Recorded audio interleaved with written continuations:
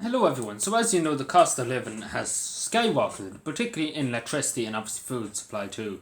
Buying different things in the shop, everything really has increased to a certain extent. And obviously, we all know the government are bringing in the €100 off your electricity bill for what's off whenever. That'll be sometime probably in March or whenever that is. But that's the thing that that's at the end of the day, it's not really good enough. I know it's again people saying it's up and X, Y, and Z, but it's not addressing the issue because obviously inflation is high. It's a 30-year high, um, and the economy is supposed to grow. The economy is recovering more better than anybody would have thought. I suppose in looking at statistics and things like that. Even as I thought, I actually didn't think it would recover that well. It actually is recovered very, very well. That the economy is growing. Compared to other countries, we're looking at other countries, and the economy is in the toilet in some other countries. And that's literally it's falling apart to pieces. Economies, and now the Irish economy is actually balanced back. I suppose it's not. It's not amazing. I suppose the word, but it's still there. We still have an economy. In other words, it's not completely collapsed yet. Um, but again, the one thing I suppose everybody will feel across the board, no matter if you're rich or poor, is the hit in the pocket. The extra few bob you had to pay a week for electricity and X, Y, and Z, for food and things like that. And everybody finds it. Everybody finds when they go to the supermarket, there's an extra few bob that they give. And again, that extra few bob might mean, other things. Because again, people work hard for the money, and that's the thing.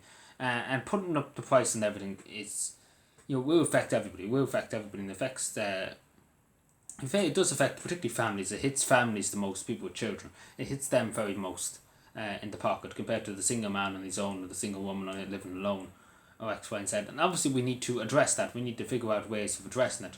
Um, but again, this is the thing the €100 off, even though it's good and things like that, your electricity bill, it still doesn't address the elephant in the room, I suppose.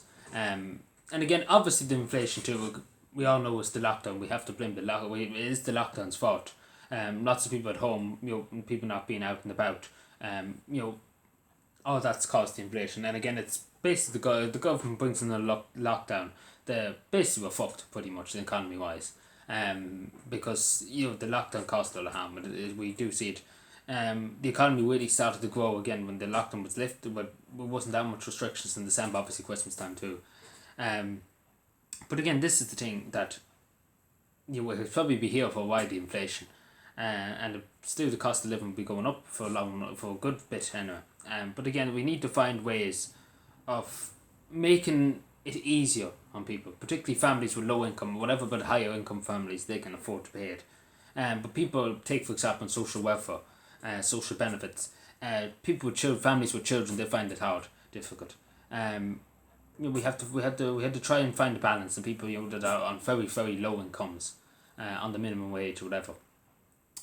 We need to find a balance. We do need to find a balance, and we truly do need to find a balance. We need to find it quick as possible because it does affect people in the pocket, and it is affecting people's way of living, I suppose, too, in every sense.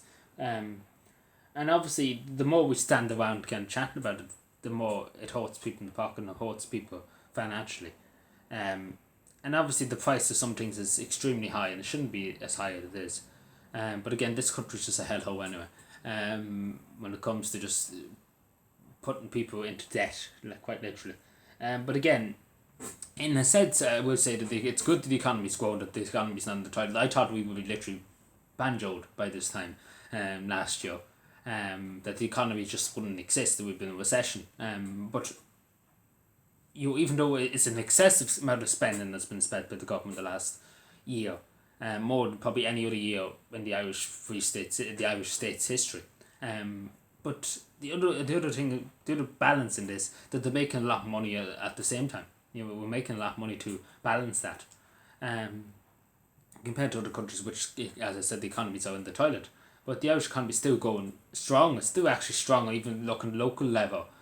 Property tax, business rates, and things like that. Local authorities are still getting. They're not getting as much as they were a few years ago, but they're still getting a very, very decent amount of income for the government, for the revenue, for the state. It's still a decent level of income considering what's happening now. So I said it's still very decent income that the state's getting. But yeah, let me know what you think. But again, the cost of living, we need to address it. We need to kind of figure out some kind of way or put schemes in place to try and limit the hurt that it's causing, particularly to low income families. That's what we need to find. And obviously the €100 electricity bill is welcomed. But there should be some kind of scheme to help out people on low incomes who can apply for it. And to get something like we find some way of reducing the burden on their heads, particularly people living alone or children and single parents. You need to find a way of balancing that. So you take your